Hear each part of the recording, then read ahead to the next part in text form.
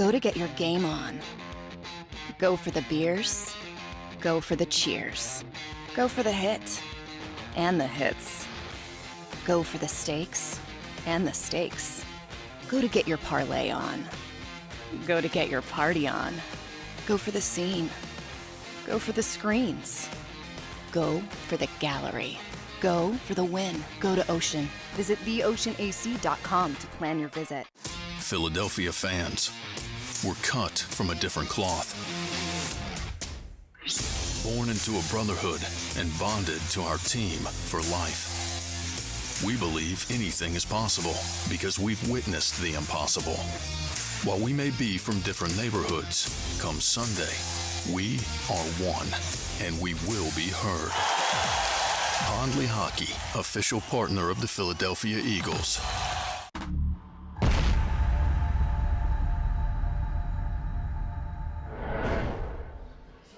From the Gallery Bar Book and Games, it's Week 12 action in the NFL, especially Sunday Night Football. And you can catch all the great game action right here in Atlantic City at Ocean Casino Resort, home to the Gallery Bar Book and Games, and what brings you the JAKIB Media pregame show each and every week. Hello, I'm Marc Farzetta, along with Derek Gunn, Eagles veteran reporter, as well as Eagles Hall of Famer, Mr. Seth Joyner. Eagles had some kinks to work out over the last couple of weeks, taking a loss to the Washington Commanders, their only one so far this season, and then a very close game all the way down to the wire last week against the Indianapolis Colts. So we'll start things off before we get into Aaron Rodgers and his thumb injury. We'll start things off with the Philadelphia Eagles, of course, and where we stand right now after those two struggle-full games, if you will, against the Commanders and the Colts. One, they pulled out the victory. The other, they did not. Seth, are you confident, at least, before we get to predictions at the end of the show, are you confident at least that those types of struggles are behind the Eagles?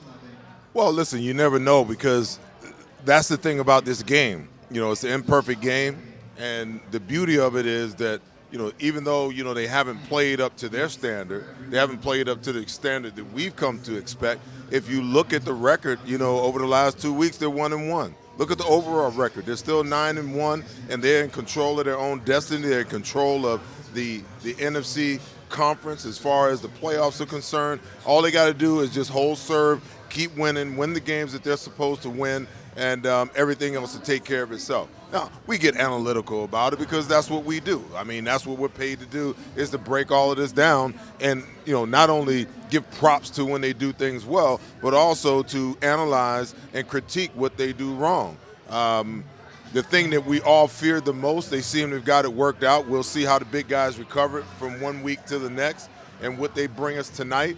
But it is going to be a monumental task before them, even though the Packers are sitting at 4-7. You can never discount this team, not with Aaron, you know, at playing quarterback. No, of course not. Absolutely not. But one of the things, and Nick Sirianni referred to it in his most recent press conference, uncharacteristic fumbles by the Philadelphia Eagles. One was a tough hit from Jalen Hurts, taking that big hit where he asked Miles Sanders to block Yannick Ngakoue. Not really a great strategy. And then also you had another one by A.J. Brown. Gunner, can we be confident going into tonight that those struggles are behind the Eagles? No.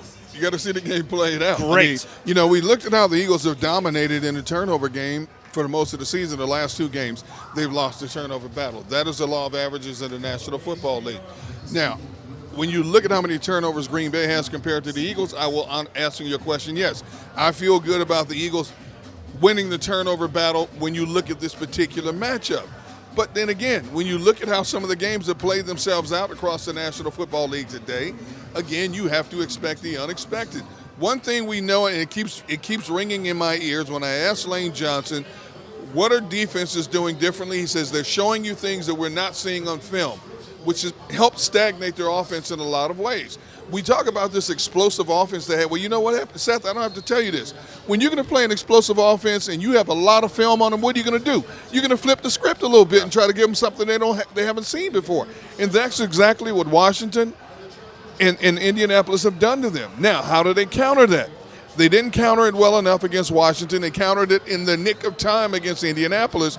Who knows what they're going to see tonight? Quite literally in the nick of time, as in 11 p.m. the night before, when you had a guy like Ndamukong Suh, Thursday night going into that game against the Colts. And if there's any way that Howie Roseman could achieve to be the executive of the year, which I know no one's really rooting for in Philadelphia, but it is a thing, you get two guys like Linval Joseph and Ndamukong Suh in the middle of your defensive line after a whole slew of injuries take over your defensive line. They're helping out Fletcher Cox. They're helping out Javon Hargrave. I believe this game right here, gentlemen, is the game you went out and got those two guys to be in the middle of your line of scrimmage. This is the game because you have a guy like Aaron Rodgers, Seth, as you pointed out, can still take over a game even with one thumb, even though surgery might be coming upon him as early as next week. You get a game like this. You get those two guys for a game like this where there's a great run game and a great pass threat as well in the Green Bay Packers. See, I beg to differ. Okay. I think that move was made solely for what's coming next week. But they don't have the passing attack. It doesn't matter, though. Okay. It doesn't matter, though, because what you saw against the Texans and what you saw against Indianapolis was a situation where, you couldn't get the run game, under control. Well, I should say the Texans and the Washington Commanders. You couldn't get the run game under control. And if you can't get the run game under control, then you can't get off the field on third down. That was the big deal with them against the Commanders, along with the turnovers. Are they going to help tonight? Listen, no doubt about it, because the blueprint up until those guys arrived last week was to run the ball at this defense, especially when you get them in that four-man front because they hadn't figured it out. Dominate the line of scrimmage, and because you're dominating the line of scrimmage, now play-action pass comes alive. See, it doesn't make any sense to play action if you don't set it up with the run first. But they've got two great running backs in A.J. Dillon and Aaron Jones, and I think Aaron Jones is one of the most dynamic running backs in the NFL, and I don't think that Green Bay uses him enough. And we saw a couple of games back where they basically took the ball out of Aaron Rodgers' hands and won a game against Dallas by running the ball right at him. Don't think that they're not going to come out and test, these 13-year vets that are sitting in the middle of this defense tonight. They're going to test them to see, A, can they recover from, the snaps that they took last week? Is it fool's gold? Can the Eagles really stop the run? And if they can't, then that makes life so much easier for Aaron Rodgers throwing the ball. Listen, he struggled all year long. He's got a slew of young wide receivers that are trying to figure it out.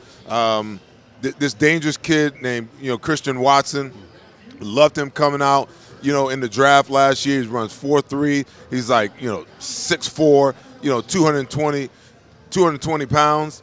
And all of a sudden, he's woken up the last 2 weeks. He scored 5 touchdowns over the last 2 weeks. Now, Romeo Doubs is a guy that they've lost, and, they're not going to have him tonight.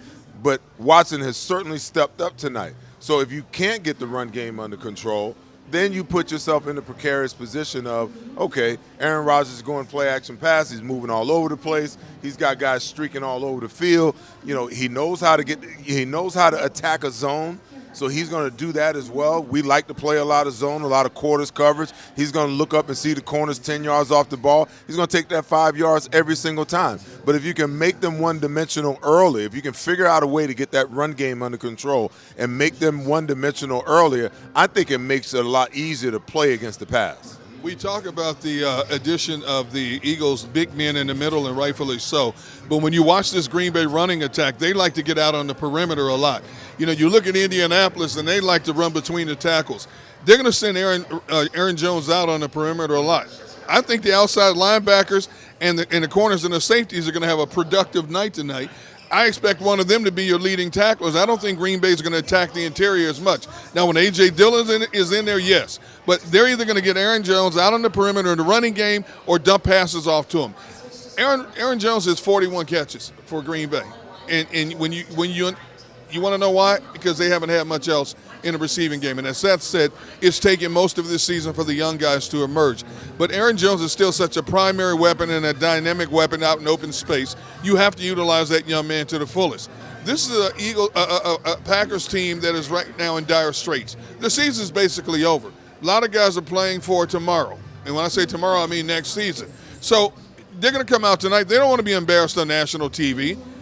Let's see what happens. Now, I look at that interior defensive line you just mentioned, definitely going to be something that the Packers are trying to avoid going into tonight's game. But, Seth, as you mentioned, and we've seen it so many times throughout really Jonathan Gannon's career here in Philadelphia as the defensive coordinator, are the guys playing 10 yards off the line of scrimmage, 10 yards off the wide receivers. You can expect a lot of that same play from a guy like Darius Slay tonight. You can expect a lot of that same play from James Bradbury tonight. And although they're great when it comes to turnover differential, when it comes to being aggressive, that word has become the buzzword surrounding Jonathan Gannon. Whether or not he will be aggressive in a game tonight, or he's just going to allow his defensive line to try to go out there and eat, stop the run, and also let his defensive backs stop Aaron Rodgers. So going into this game tonight, looking at Aaron Rodgers and the thumb injury, I find it wildly convenient that it's coming out now at this point in the season that they're 1-6, and it's also, he first reported it when he talked about how he suffered it in the Giants game in Week 5.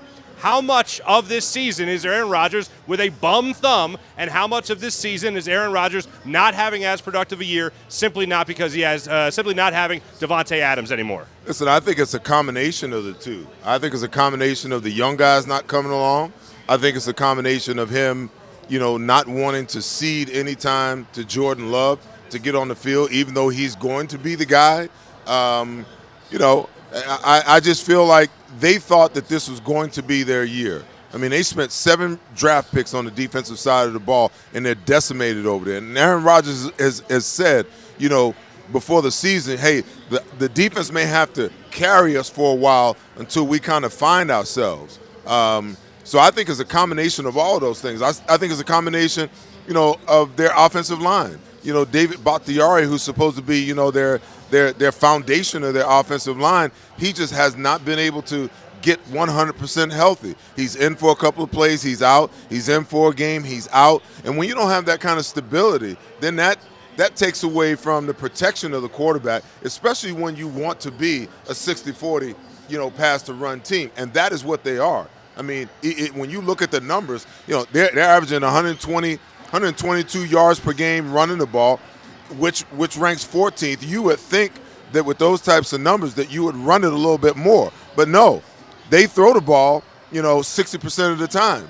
And they're ranked 19th against they ranked 19th in passing this year with 222 yards per game. Now, those numbers are paltry, when you talk about Aaron Rodgers. So when you ask the question, what is it a combination of? It's a combination of it all. The young wide receivers, the thumb, and the injuries and the instability on the offensive line.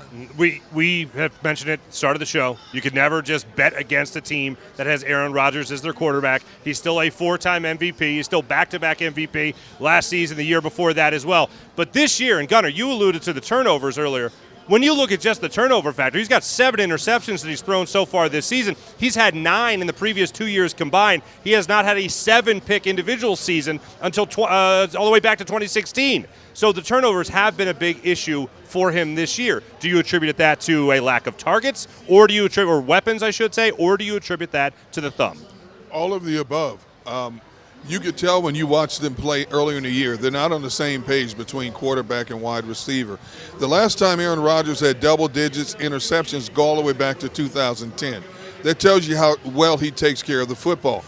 The thing that's scary is, now this thumb has been bothering him supposedly since the first several weeks of the season. It didn't seem to bother him when he came out and torched Dallas a few weeks ago. And then all of a sudden last week he couldn't hit the ocean. Wide receivers running across the middle of the field wide open, and he missed him by a mile. So that's the scary part. Which Aaron Rodgers is going to show up tonight? The word out of Green Bay and the state of Wisconsin is it looks like Aaron Rodgers is quit on the Green Bay Packers. You know what? As long as that man's under center, especially in a primetime game, and you look at his history in primetime games, I don't think there's quitting Aaron Rodgers. I would agree with that. It seems like, though, everything he's been saying on the Pat McAfee show has been quite to the contrary, where it seems like, well, you know what, if guys aren't performing, guys got to lose reps. And Aaron Rodgers, of course, left a lot to be desired so far this year. Now you added the injury, plus a guy that they drafted in the first round right behind him, waiting to get in there to play some football as well. It could be the end this season for Aaron Rodgers and the Green Bay Packers and possibly going forward. Now, let's focus on the Eagles and what they have coming into this game tonight. First off, you have a guy in Jalen Hurts who I think, without question, I know you guys talked about this on the post-game show with Mike Misnelli and also with Devin Caney after beating the Indianapolis Colts last week, but that was an MVP fourth quarter by Jalen Hurts.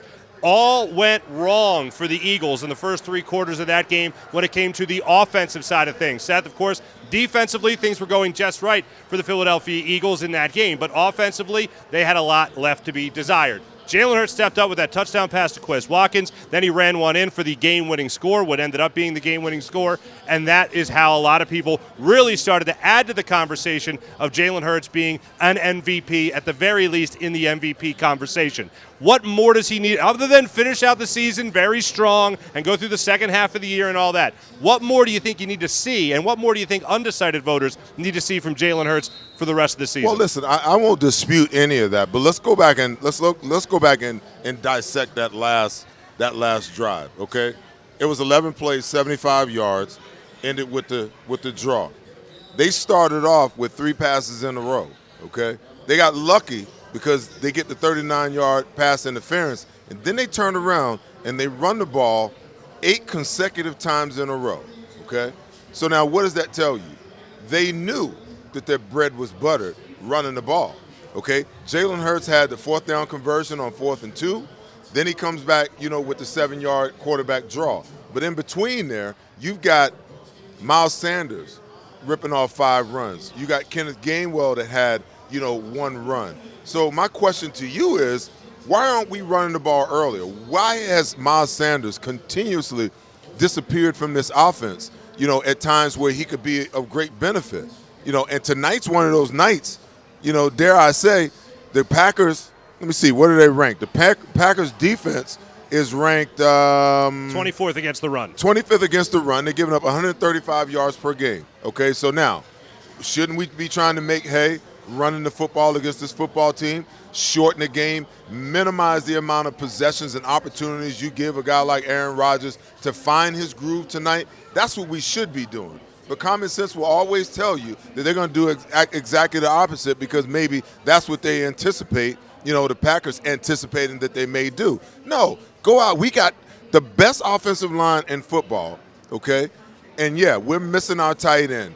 It's a major part of what we do in the run game. But we can run the ball straight at the Green Bay Packers and create those wins on 1st and 2nd down. So if we get to 3rd down, we're always in 3rd down, 3rd and manageable situations where we can convert it. So, to me, that's the rub of how this game is going to go tonight from an offensive perspective. Well, I'm looking at, I think Gunner's looking at the same thing. You have a guy who's having a career year this season in Miles Sanders and what he's been able to bring to the table in running the football and doing it consistently when you give him the football. But it seems like it's few and far between. And we've gone through other instances as well where they're only giving him the football twice in the first half. And let me say this, because you did ask me about Jalen Hurts, not so much about the running game yes. and Miles Sanders. I will say this. Jalen Hurts last week did what was necessary to get this team the W, because I felt like the coaching staff tried everything that it could. Everything that they had, they threw it at Indianapolis. And I think the familiarity between, staffs kind of was a tell, and the fact that, you've got all of this film that now you're able to break down and start to take away some of the things that the Eagles do well. That means that the coaching staff is going to have to go back to the drawing board and figure out ways to key break what they do. But I think Jalen proved that, hey, when push comes to shove, if I really need to hoist this team on my shoulders, I can get it done. And I can get it done throwing the ball. And if teams want to come at me, or if teams want to play man-to-man behind, man-to-man coverage, and nobody's open, I can make it happen with my legs too. So that's something that you're happy to see.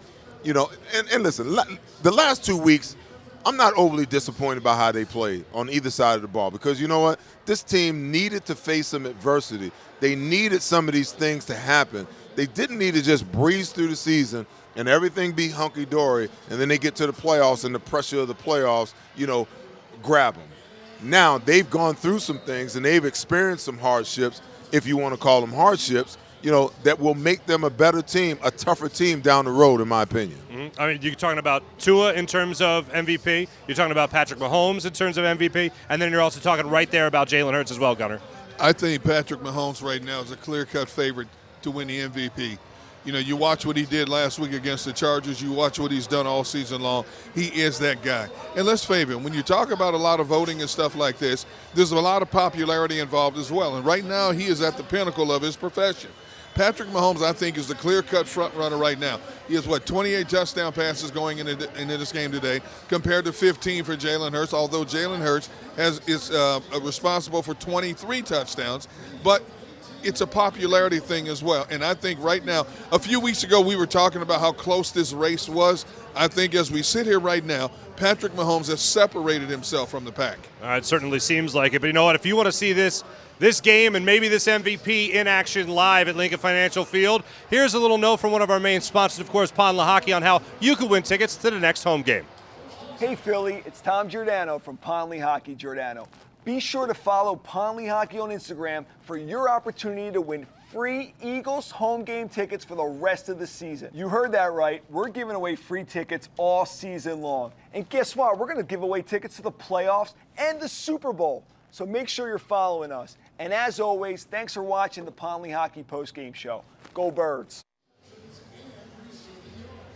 So make sure you guys get involved and try to get to the next Eagles home game coming up against the Tennessee Titans. Talking about that game, of course, with Derrick Henry and what they bring to the table next week against the run, this is a dual-threat offense. All times you talk about Aaron Rodgers, all times you talk about guys like Aaron Jones and what they bring to the table, you're talking about a dual-threat offense. Defensively speaking, is this the game that you do be more aggressive, or is this the game that you start to peel off a little bit more to see what the Green Bay Packers are going to be bringing to the table today, Gunner? Well, if you look at we criticize the DBs a lot for playing 7 to 10 yards off the ball.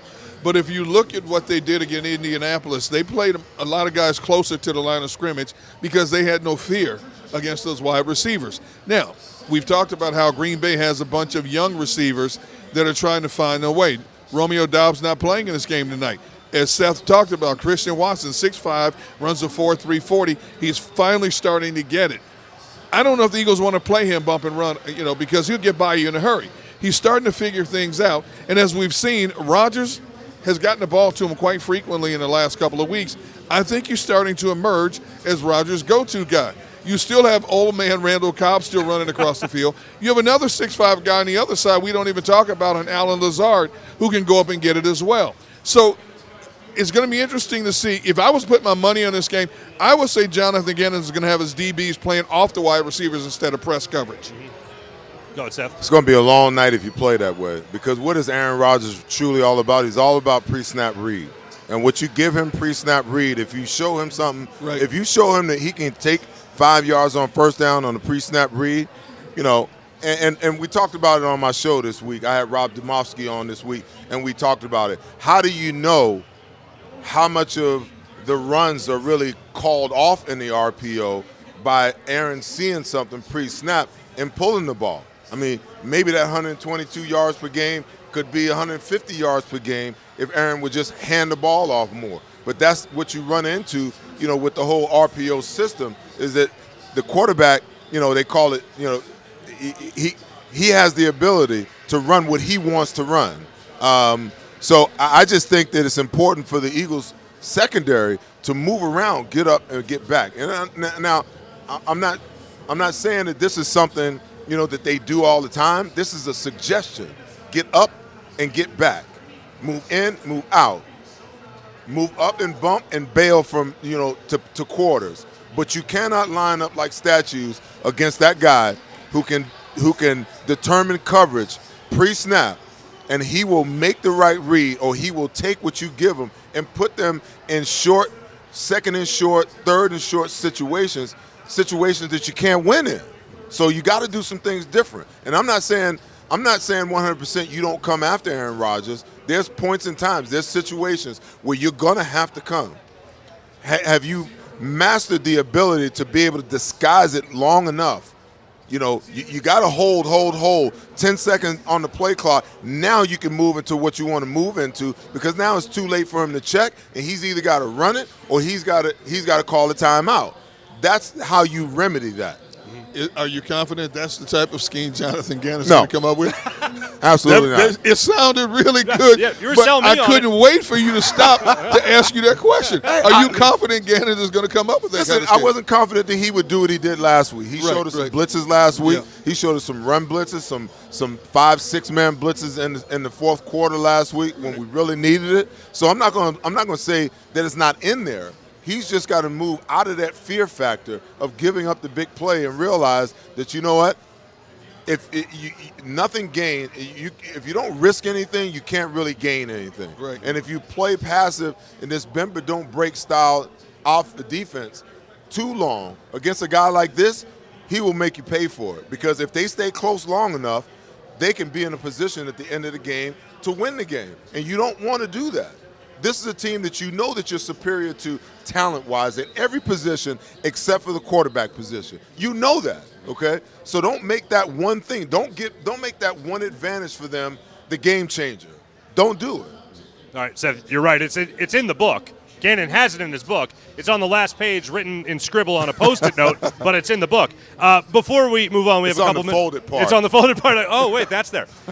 Before we move on, we have a couple more minutes in our opening segment, and I want to make sure we mention in our opening segment a historic night tonight for Jason Kelce. Tonight will be his 170th game as a member of the Philadelphia Eagles on the offensive line, passing a guy named Chuck Bednarik at 169 games played on the Eagles' offensive line. Gunnar, you have covered Jason Kelce for his entire career here in Philadelphia. How much do you think a monument like that, a milestone like that, means to Jason Kelce? It won't mean much to him tonight because he has a focus on a football game. When the season is all said and done, he'll sit back and reflect on that. And maybe even later in the week he will, because he'll be asked about it again.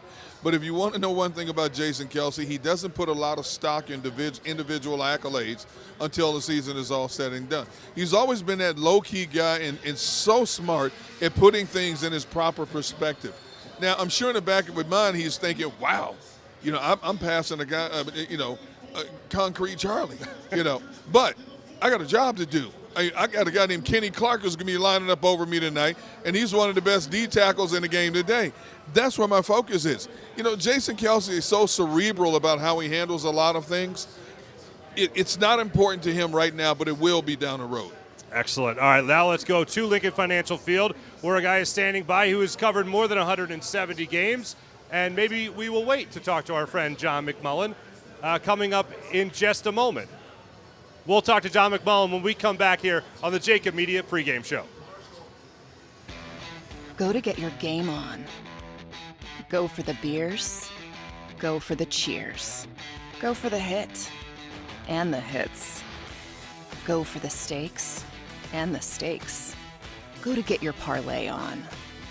Go to get your party on. Go for the scene. Go for the screens. Go for the gallery. Go for the win. Go to Ocean. Visit theoceanac.com to plan your visit. Do you stream on a Roku, Fire Stick, Android TV, or Apple TV? Now you can watch 6ABC 24/7 with the 6ABC Philadelphia streaming app. The big story on Action News. Search 6ABC Philadelphia and start streaming today. Philadelphia fans, we're cut from a different cloth. Born into a brotherhood and bonded to our team for life. We believe anything is possible because we've witnessed the impossible.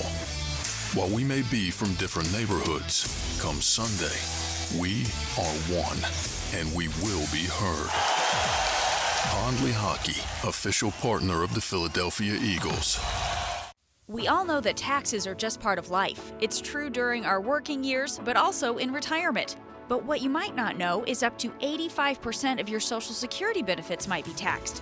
Our team at Thrive Financial has helped retire thousands of people across the Delaware Valley by asking questions they never knew they needed to ask, including how their Social Security benefits might be taxed. It's time to be proactive on taxes. Get your Thrive Retirement Tax Playbook today. Go passionately. Go fearlessly. Go confidently. Go Birds! Go confidently towards your goals with First Trust, Philly's hometown bank for nearly 90 years, and the official bank of the Philadelphia Eagles. We're focused on getting you over the goal line. So go with conviction, go with trust, Go Birds! and go forward with us by your side. First Trust Bank, the official bank of Philadelphia dreams. Oh, and go Birds.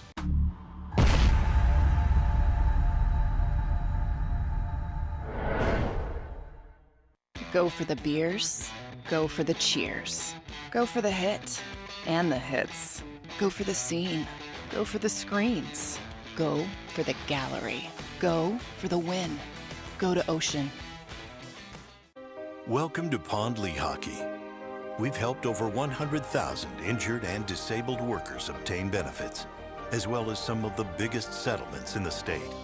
If you've been injured at work, give Pond Hockey a call. Score and save in southeastern PA and Delaware with Colony Pools this football season, and let the experts close your pool with a custom Merlin safety cover in green for the birds. And if you join our Winter Watch team, we'll give you another 20% off, and Colony Pools will handle it all. Keep your tiles on your pool, not in your pool. Fly with Colony right now, birds fans. Visit flywithcolony.com.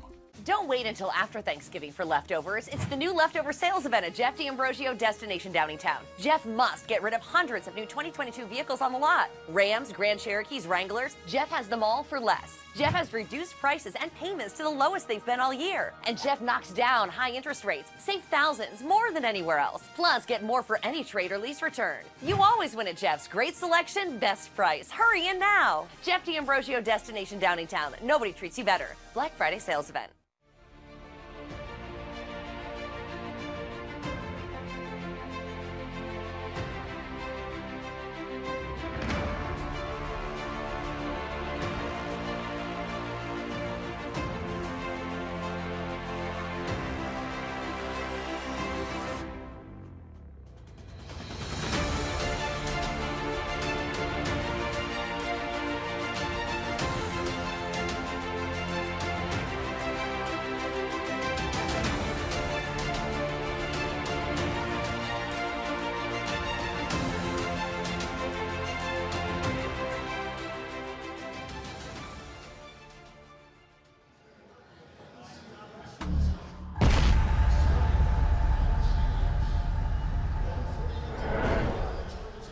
Welcome back to the JAKIB Media Pregame Show. Marc Farzetta, Seth Joyner, and Derek Gunn. We're now joined by John McMullen, our NFL insider for JAKIB Media from Lincoln Financial Field. John, welcome in. I want to ask you about A.J. Brown to start things off. I had heard Nick Sirianni talk about it earlier in the press conference earlier in the week. A.J. Brown, 100%, ready to go, going to be playing in tonight's game.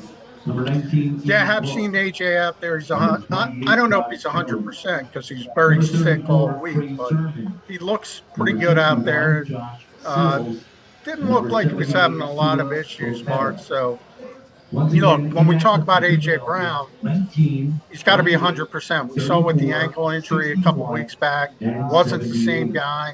Anytime you have that kind of illness, and AJ was pretty clear he was not feeling well all week, had a tough time keeping food down. Always something to keep an eye on. So that's something maybe in the first quarter, see how involved he is in the game plan. But the hope is it's going to be the typical A.J. Brown. Yes.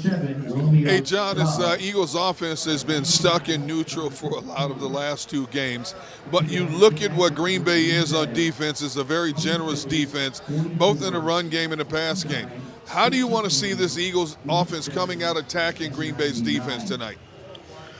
You know, it's a good question, D-Gun, because I do think the Eagles are one of the few teams in the NFL that have the ability to toggle back and forth between going pass heavy, run heavy.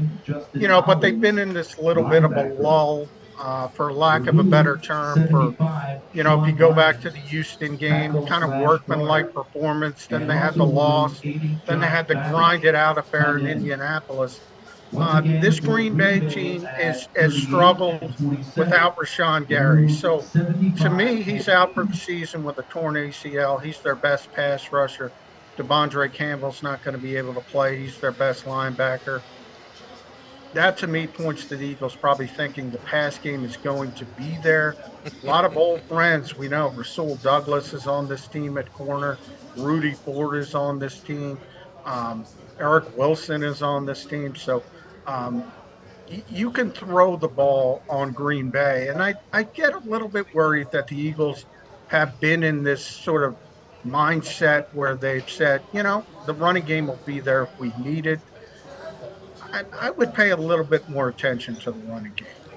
John, I'm glad that you mentioned that because we were just talking about that earlier. It makes no sense to me. The Packers defense, in spite of losing all of those good players that you talked about to injury, those good pass rushers, they're still ranked 4th in the NFL. They're only giving up 195 yards passing per game. Conversely, they're giving up 135 yards per game on the ground. They rank 25th. Why in God's name would the Eagles have any other plan but to come out and run the ball, control the clock, minimize Aaron Rodgers, possessions? Why not attack it that way? Why attack it from the standpoint, we know we can get the run when we need it? They did the same thing last week. They fumbled through 3 quarters. They got into the 4th quarter, really got down to the last possession. That 11-play, 75-yard drive that actually won them the game before they decided to really run the football. They started off with three passes, and then they ran the ball 8 straight times in a row to win the football game. Yeah, and I think that's part of it, Seth, and that I think the Eagles are a little bit, I don't want to say wary, but a little bit concerned that the passing game hasn't been to the level they would have liked over the past few weeks. So they want to get back to that position to where they feel comfortable being able to do that. And then you mentioned the Indianapolis game. Yeah, Jalen Hurts took over the game in the 4th quarter, and it was more than the traditional running game. It was obviously the quarterback run. Some of it on schedule, but a lot of it off schedule as well. It's one of the things that makes the Eagles good, the fact that they can lean on so many different things to beat you. But it also kind of makes you wonder, okay, are they trying to get certain things right versus just going out and trying to win the football game? To me, Thanksgiving is always the demarcation line of any NFL season. You see the contenders kind of step up, the pretenders kind of fall apart, and then the afterthoughts kind of give up on the season. The Eagles have been in a lull. I think that needs to change. If you're asking me personally, yeah, I would go running game. I would try to establish it early against this Green Bay team. I think the Eagles are going to go a different route, though. Well, John, just to follow up, if they are trying to figure out what the lulls and what the problem is with the passing game, isn't the best way to do that is to establish the run game so that everything else off of your run game, your play action pass, your boots, your misdirections, all of those things puts you in a better situation to be able to get to the passes that you want to get to, because now you're messing with the eyes of the safeties and the linebackers. Yeah, it's a good point, Seth, but I think this team isn't a traditional offense. So I think that's what you think about when you talk about a play-action quarterback. The best friend of any quarterback who's going to throw from the pocket consistently is the running game. But this Eagles offense is built, I've said it from pretty early in the season, it's not a run-first offense, not a pass-first offense. It's a Jalen Hurts-first offense. It's a very unique offense. I think the problem in the passing game is mainly, to be honest, it's been Dallas Goedert. The fact that they're struggling to figure out how this fits together without Dallas Goedert. And I think that's the hope that they can find, whether it's,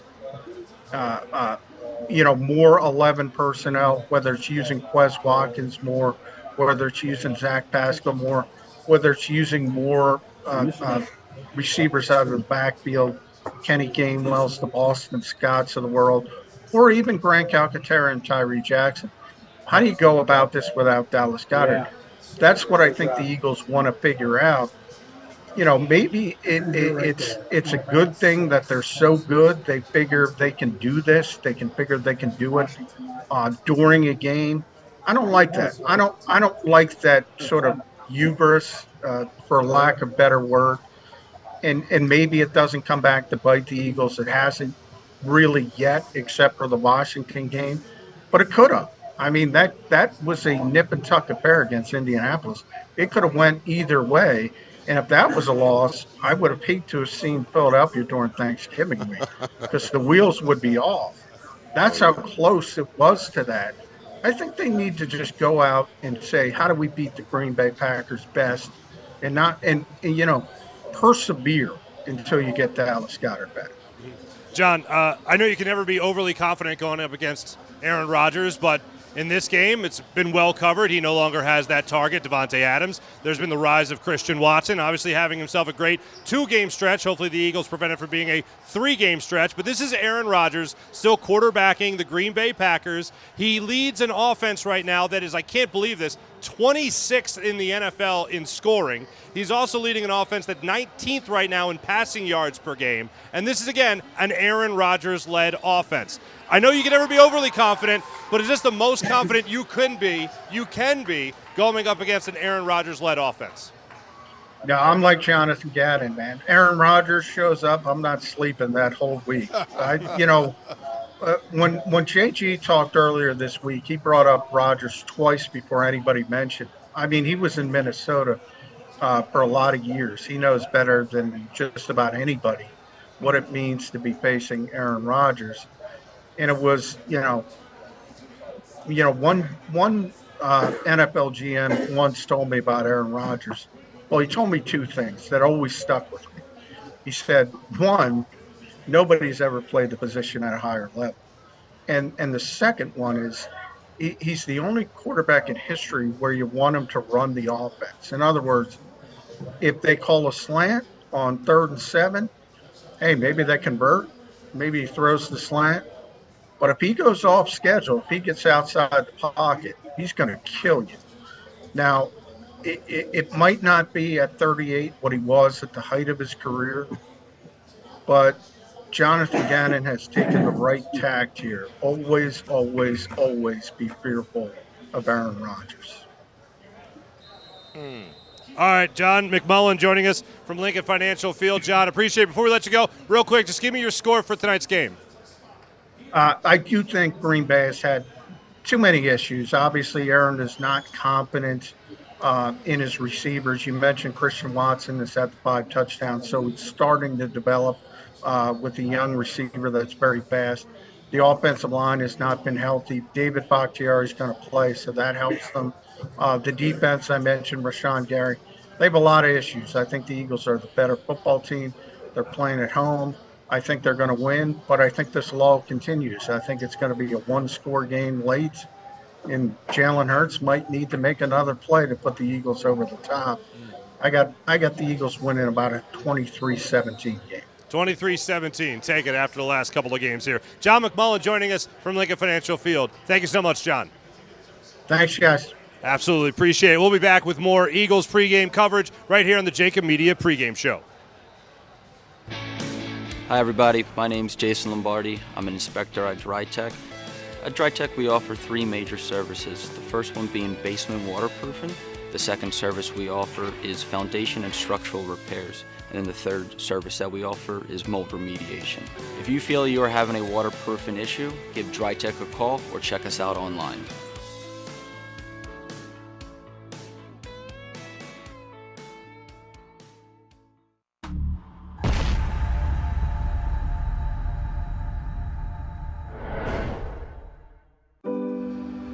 My husband hadn't missed work in 15 years.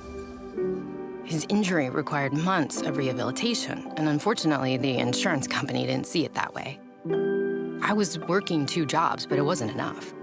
One conversation with Pond Lehocky changed everything. We sat down, told him our story, and they guided us through the whole workers' compensation legal process. Pond Lehocky. Tell us your story.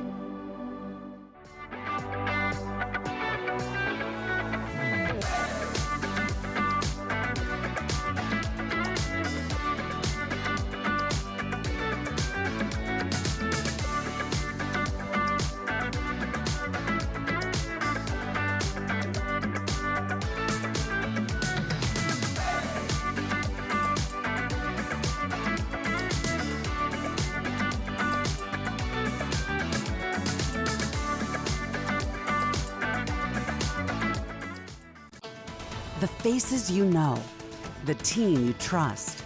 The Delaware Valley's leading news program, Action News. Celebrating the life of your loved one is what we do at Life Celebrations by Givenish. When the matriarch of the Dalloway family died suddenly at 82 years old, Life Celebrations by Givenish stepped in. They will make this the easiest thing that I know it's not easy, but they will make this as easy as possible. Life Celebrations by Givenish, customizing services as unique as the individual. I just know that my dad, who is in charge of everything, was not in charge of anything at that point when my mom passed. And again, just another shout out to this place for making it easy. Turning tragedy into a celebration of life, no matter how hard, is what we do at Life Celebrations by Givenish. Life Celebrations by Givenish, customizing services as unique as the individual. Go for the beers, go for the cheers, go for the hit and the hits, go for the scene, go for the screens, go for the gallery, go for the win, go to Ocean.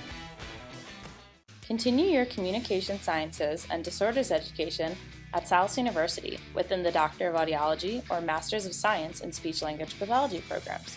With state-of-the-art labs, on-campus clinics, and extensive externship opportunities, students position themselves to be at the top of the job market.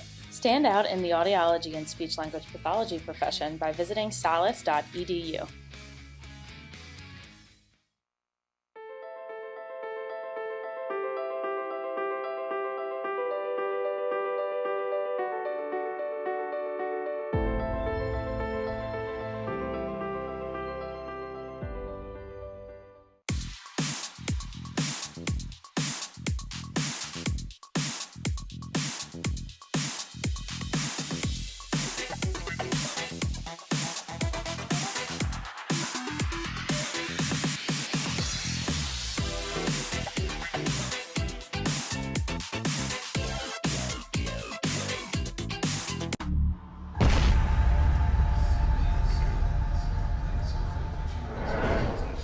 Welcome back to the JAKIB Media pregame show. Marc Farzetta, Seth Joyner, Derek Gunn with you. We've talked a lot about the Green Bay Packers and how they're going to attack the Philadelphia Eagles and this defense and what Jonathan Gannon needs to do. Offensively speaking, we've talked a lot about Miles Sanders. My question here to you, Gunner, who's covered this team for a long time, why is it always us yelling at the top of a mountain to use guys that are pretty damn good at running a football to actually use them to run the football more? To me, it does a couple of things. One, it puts the hands in that of a playmaker. The other, it also saves your quarterback from running up the middle time and time again. Why is it so obvious to us sitting here from afar when the people at Lincoln Financial Field on the sidelines or in the booth should be making the same call that, I don't know, us and maybe other people sitting in the stands as well are saying they should be doing more and using more? Why does it take so much for them to commit to the run? Well, that was their bread and butter early in the season, but this is Philadelphia. We have a number of coaches across the tri-state region. But you're right. And when you talk about running the football, it doesn't have to be Miles Sanders getting the ball 25, 28 times a game. You have Kenneth Gainwell. You know, I still don't understand why they don't use Boston Scott more. You're going to have some design call runs for your quarterback. That's just a given because of his overall athleticism. He is your best overall athlete in offense. You're going to utilize him to the best of your ability. But there's a way to run the football and spread the wealth where you should be easily running the ball 35, 38 times a game, especially against the Green Bay defense that is so generous against the run. You know, you look at this Green Bay defense, they had 7 first-round picks starting on this defense. 7 former first-round picks. 2 of them are gone for the season, Eric Stokes and, of course, Rashad Gary. And nothing has worked well for this Green Bay defense. They've had problems communicating on the back end. They've had problems communicating on the front end. I'd say all you do is run the ball. If you want to know my ratio, it would be 75% run, 25% pass against Green Bay. Against Green Bay, this particular matchup. This particular matchup. Seth, is that right on point with what you're arguing? Because I don't think it's that far off. Well, I think for this matchup. I just think overall, okay, what winds up happening is the run game seeds everything else. You know, and I think if they run it early, if they intend on committing to and establishing the run early, it makes it easier to be able to throw the ball when you really want to throw it. I mean, this stat blows my mind, but do you realize that the Eagles are a 50-50 team? They run the ball as much as they throw the ball, statistically. But the called plays, though, might be a little bit different. Now, see, the issue is they come out and they try to establish the pass early, and then, when the game is on the line, then they go back to the run. That's their bread and butter. But I would submit to you that they would be able to get a lot more out of their passing game if they would run the ball early, or at least try to establish it early, rather than waiting until the 11th hour to implement that part of their offense. Now, I'd like to get both of your take on this. Seth, I'll start with you. But just in getting ready for the game tonight and getting ready for the pregame show, I actually, and I never do this, but I wrote down just the big keys to the game. Both are revolving around the run game. One is stopping the run. That, of course, goes down to Aaron Jones. It also goes down to what you have a guy in A.J. Dillon. The other is actually running the football with Miles Sanders, Kenny Gainwell, and obviously you're going to use a guy like Jalen Hurts in the run game as well. The other is turnovers. You can't have the same amount of turnovers that you've been having over the last couple of weeks. You can't give the football away, considering you've got, 6 turnovers now over the last 2 games when you had 3 in the previous 8 games of the season. So you look at those 3 things, if they execute them to perfection, or even just some realm of perfection, you're going to walk away with your 10th victory of the season for, I believe, only the 5th time in this team's history that you've improved to 10-1. So I look at running the ball, I look at stopping the run, and not turning the football over. That's how I think you're going to win. Well, for me, it's protecting the edge against the run, because I said off the top of the show, watch out for Aaron Jones running to the outside more so than the inside. Whereas a lot of quarterbacks just like to turn the ball off to the running back and let them go where they're going to go. The Packers have this strange thing where Rodgers will turn around and pitch it to Aaron Jones 7 yards deep and let him try to pick his way between the tackles. But he'll also pitch it to him on the outside, and that's where he's a lot of problems for his team. Protect the edge in the run game. Don't turn the football over on a wet surface, and establish the run yourself against a very generous Green Bay defense. Yeah, it is going to be a little wet down there at Lincoln Financial Field tonight. A little rainy weather, so hopefully that means a little bit more cause for the run game. But you look at those 2 things right there, Seth, it seems like a simple game tonight. Well, I think it's another one of those games a la the Jacksonville Jaguars game where Miles Sanders had 27 carries in that game out of necessity. It was just impossible to throw the ball.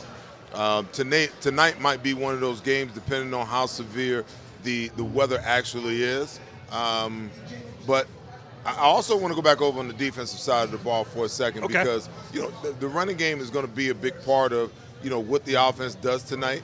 But I think defensively, we're going to have to play a solid run game the way we played last week, because I honestly believe that the Green Bay Packers are going to come in here with the same mindset. Hey, we might have to establish the run because of the conditions as well. But you also know that Aaron Rodgers is going to put the ball in the air, and I think the Eagles are well equipped on the back end to take care of whatever Green Bay has, even the young Christian Watson. I believe that they can roll coverage his way. They can double him. He's the only guy that really worries you about taking the top off of the defense. The other piece is going to be the matchup for me is going to be Aaron Jones out of the backfield in certain situations matched up against Kazir White, because I believe that if they want to stay too high in their 4-man front, they're going to have to play some man-to-man, and Kazir White is going to have to match up on Aaron Jones out of the backfield. That can be a major matchup to watch tonight, and I think Kazir is up for it, because I think his skills, he's one of the best coverage linebackers to me in the game because of his ability as a former safety. But that's going to be a matchup to watch, in my opinion. Which is interesting, Seth, because Green Bay loves to send Aaron Jones on a lot of wheel routes and isolate him in one-on-one coverage. He'll go deep in a moment. For me, the key matchup in this game tonight is Preston Smith on the outside. He's the second leading sacker for Green Bay up against Jordan Mailata. We've talked time and time again, when and if is Jordan Mailata going to be 100% healthy? Well, here's another true test. Preston Smith is an outstanding edge rusher from the outside. How is he going to match up with Mailata? Can Mailata hold his ground against this guy? That's a key matchup to watch in this game tonight. I think he can hold his ground if he kicks. But if he tries to jump set him like he's been doing the last couple of weeks, yes, that's going to get him in trouble. And I don't know whether he's doing it because of the shoulder. Right. He's trying to take the guy away right now, or what it is. But he needs to kick and set because that's what he's good at, and absorb the pass rusher rather than trying to attack him on the line of scrimmage where he can give him a move and miss. But I mean, you're talking about 600. You're talking about 6'5", 6'8", I think it is. Yeah. 365 pounds of just mass. If I kick and the quarterback's in there, he's got to come through me to get to the quarterback. So just kick and set instead of trying to short set everything and getting beat by these little crafty guys, who got moves. He's not going to survive like that. And like I said, I'm not sure whether it's the injury, it's the shoulder, or what it is, but he needs to clean up his technique big time. Gotcha. To flip it back to the defensive side of things, Seth, where you were a second ago, there's a name that I know Eagles fans, I have a just gut feeling that we're going to be calling out tonight and be like, oh, of course. And that's Rasul Douglas, who did not have such a great career here in Philadelphia, ended up going over to Green Bay, where he has put a couple of good years together all of a sudden as a little bit of a safety, mostly a corner in the Green Bay Packer defense. Jair Alexander is obviously the guy that steals a lot of the headlines in that regard with 3 interceptions so far in the season. Rasul Douglas has 2 picks so far in the year. What has worked well for Rasul Douglas going from the defensive scheme he was here in Philadelphia to now what he's with in Green Bay? Coaches who identified what the strong suits of his skill set were that were missed here in Philadelphia and in Arizona when he was sitting on the practice squad wasting away. It's the same thing with this guy, Rudy Ford, who was here as well. Rudy Ford had a couple of picks in the Dallas game. People are looking like, who is this Rudy Ford guy, right? And, it's the ability to identify the assets of a player, and every team does it. It's just that sometimes you hit and sometimes you miss. And, of course, what Rasul Douglas was able to do here a couple of years ago, he parlayed that into a $21 million contract. Now he's playing a lot of the slot corner for Green Bay out of necessity because of the deletion of Eric Stokes. And, of course, Green Bay likes to move their secondary personnel around. Jair Alexander is the highest-paid cornerback in the game. He'll step down and play in the slot every now and then, and Rasul will go back to the outside. So it's going to be a mix and match we're going to see in the back end of that defense. All right, anytime, I'm sure, Seth, you face your former team, you have that little bit of a chip on your shoulder. This is an opportunity for Rasul Douglas to have a little bit of that chip on his shoulder coming up against Philadelphia Eagles. And also, not just an Eagles matchup, but a matchup against one of the best offenses right now in the NFL. It's an opportunity for the Philadelphia Eagles coaching staff to key break some of the things that they have tendencies that they have been doing and catch Rasul, because Rasul likes to take chances. Yep. And the one thing that he does not possess is he does not possess makeup speed. So anytime that I get a one-on-one matchup, because in all probability you're going to have Jair Alexander match up and go with A.J. Brown wherever he goes, one-on-one, okay? If I can get Quez Watkins somehow, some way, matched up on a double move on Rasul Douglas, he'll bite because he wants to make plays. And he doesn't understand the difference between where you take the chance to make a play and where you just have to play the defense by the letter. So you can get him, but if you run things, because I think the other thing, to your point, D. Gunn, he's had some better coaching, but he's also had some better preparation. True. Because what he's been able to do is jump routes in certain situations, and anticipation only comes by way of preparation. So that tells me that he's been preparing a lot better than he was when he was here. But those are tools that an offensive coordinator can use against a guy who plays overly aggressive. Double moves, key breaking routes, where he's expecting for you to break inside, you break outside. He's expecting for you to break out and you just take it up the field. You got to look at the film and find out what his tendencies are and where he likes to be greedy, and feed him something that he thinks he's got and give him a mouthful of air. All right. Now, as we wrap the show, it's time for our predictions. We just heard from John McMullen, feeling confident the Eagles will win by a score, at least 23-17, I believe is what he had. I know I usually turn it to you guys first today. I'll go first, let you guys have the honors of the final word. Eagles are going to win this football game tonight, folks. And they're going to win it bigger than a score than what John McMullen put out there. I have the Eagles winning this game 31-14. I think Aaron Rodgers will have one of those throws where we're amazed at how good Aaron, and he's doing it with one thumb. And with this receiving core, wow, Christian Watson, it looks so good with the way Aaron Rodgers throwing the football. And yes, they're going to have success in the ground game. Unfortunately, they're going to have one big run in this game that's going to make us shake our heads. What was Jonathan Gannon preparing for when coming into this game? But when push comes to shove, I believe Jalen Hurts, and I do believe in this game because it's so obvious that even this coaching staff has to do it. Any coaching staff in the NFL has to do it. With Miles Sanders going up against this run defense, they will exploit the heck out of that run defense, and they'll come away with a 31-14 win for the Eagles. Gunnar or Seth, who wants it next? I like your confidence, but anytime you're talking about that man, Aaron Rodgers, I don't care if he has one thumb, no thumb. He likes to come out and put on a show in the primetime games. And even though he's at a deficit in terms of pass catchers, Aaron Rodgers always finds a way to do something special in big games. It hasn't happened as consistently this year as it has in the past, but I look for this to be an entertaining game right down to the wire. I'm picking Eagles 24-20. 24-20, another close one. Yeah. Seth? You know, the Eagles offense, they were averaging right around 28 points per game. They're down to 26 now, and they rank 4th in the NFL in scoring. I look for them to up that number back up to what they were averaging. So I like them right there at 28 points for this game. But also look at the Packers. And the Packers are only averaging 18 points a game, and they're ranked 26 in points per game. And I like them right there where they are. So I guess you guys can put that together. I like the Eagles 28-18 to win this game. The line going into tonight, 6.5. Eagles favorite by 6.5. Going into the game tonight. Of course, congratulations again to Jason Kelce, who will play his 170th game as an Eagles offensive lineman passing Chuck Bednarik. For Seth Joyner, for Derek Gunn, my name is Marc Farzetta for the JAKIB Media YouTube channel and those watching on 6abc.com. Go Birds. Hey Philly, it's Tom Giordano from Ponley Hockey Giordano. Be sure to follow Ponley Hockey on Instagram for your opportunity to win free Eagles home game tickets for the rest of the season. You heard that right. We're giving away free tickets all season long. And guess what? We're going to give away tickets to the playoffs and the Super Bowl. So make sure you're following us. And as always, thanks for watching the Ponley Hockey Postgame Show. Go Birds.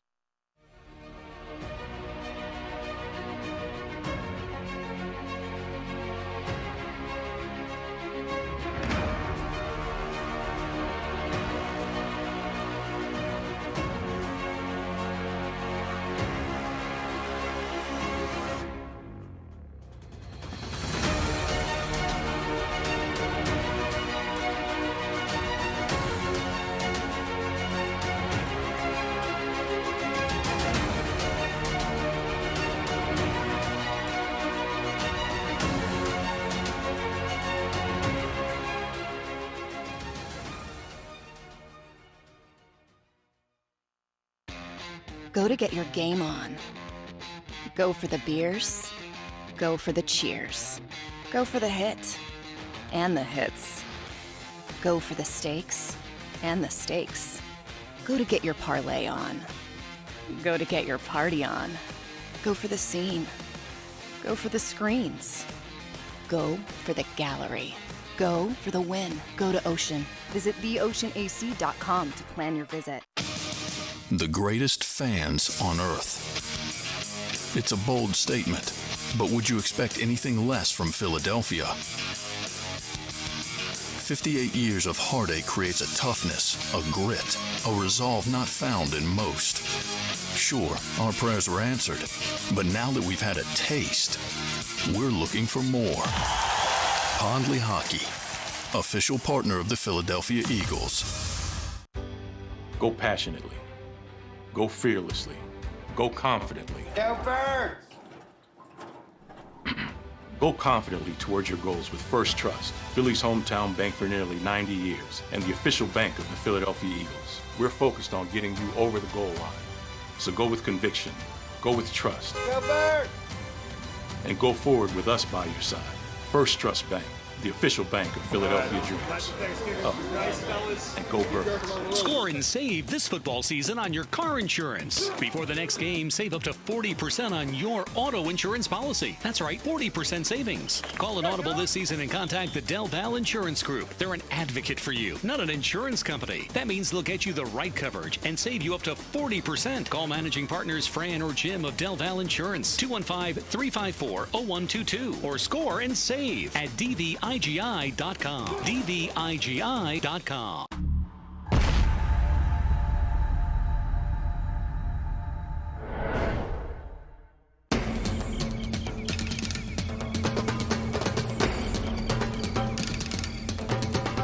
Staffing is not easy, but that's what we do every day, all day.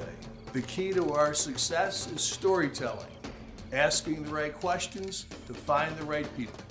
Hi, I'm Gary Kane, president of Kane Partners. We want to be your staffing partner.